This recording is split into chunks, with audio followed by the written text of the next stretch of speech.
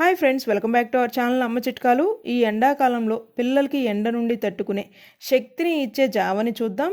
ఈ జావ వారానికి 2 నుండి 3 సార్లు మీ పిల్లలకి ఆఫ్టర్ బ్రేక్ఫాస్ట్ లేదా ఈవినింగ్ స్నాక్స్ టైంలో పిల్లలకి ఇవ్వండి. ఈజీగా డైజెషన్ అయిపోతుంది, పిల్లలకి వడదెబ్బ తగలకుండా ఉంటుంది. చాలా హెల్దీ బేబీ ఫుడ్ ఇది. టేస్ట్ కూడా ఉప్పుగా పుల్లగా చాలా బాగుంటుంది. పిల్లలకి ఈ జావ 100% నచ్చుతుంది. ఈ జావ ఒక తయారీ కూడా సులువుగా అయిపోతుంది.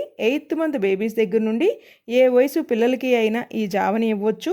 పిల్లలకి ఎండాకాలంలో పెట్టవలసిన బేబీ ఫుడ్ వీడియోస్ మీకు మరికొన్ని కావాలి అంటే ఈ వీడియోని లైక్ చేయండి. పిల్లల కోసం నేను పెట్టే బేబీ ఫుడ్ వీడియోస్ మీ పిల్లలకి ఉపయోగపడుతున్నట్లయితే, ఛానల్ని సబ్స్క్రైబ్ చేసుకోకుండా ఉన్నట్లయితే దయచేసి ఛానల్ని సబ్స్క్రైబ్ చేసుకోండి. ఈ హెల్దీ అండ్ టేస్టీ జావ కోసం ప్రెషర్ కుక్కర్లో 1 టేబుల్ స్పూన్ నెయ్యి వేసుకుని, నెయ్యి కాక వచ్చినాక 1 టీ స్పూన్ జీరాని చిటపటలాడనిద్దాం. జీరా స్కిప్ అయితే చేయొద్దు.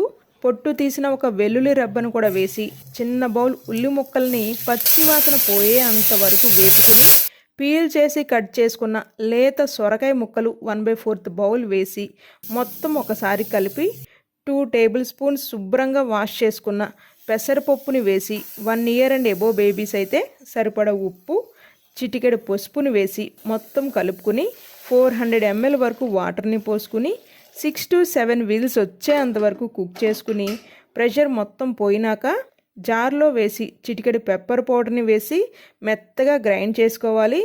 జావలాగా రావటానికి అవసరమైతే మీరు గ్రైండ్ చేసుకునేటప్పుడు కాస్త నీళ్ళని పోసుకుని గ్రైండ్ చేసుకోవచ్చు. చాలా రుచిగా ఉంటుంది ఈ జావ. తప్పనిసరిగా మీ చిన్నారులకైతే పెట్టండి. ఈ వీడియో మీ అందరికి ఉపయోగపడుతుంది అని అయితే ఆశిస్తున్నాను. వీడియో నచ్చినట్లయితే please do like, share and subscribe.